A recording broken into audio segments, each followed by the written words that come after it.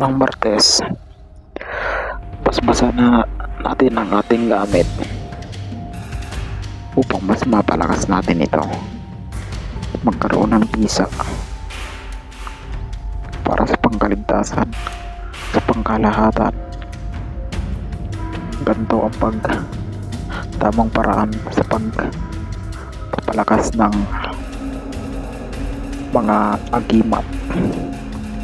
Pwede ito sa digmaan. Ganito.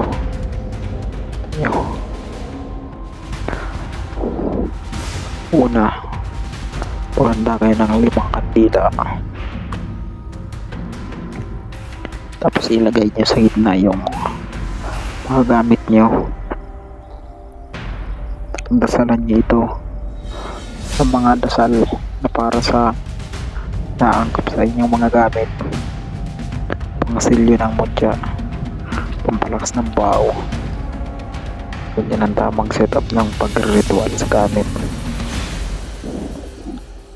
Kulang pa nga ako. Dapat meron din kayong insenso or kamangyan na nag-uusok. Dapat pasukan nyo yan. Kulang. Susunod ko lang ulit video. Magdasal lang kayo ng Ama namin, Panginoong Maria at sumasampalataya. Ganyan ang tunay na pagpapalakas ng gamit. Aura cleansing kumbaga. Ganyan ang ginagamit ng mga antingero. Ganyan ang ginagawa.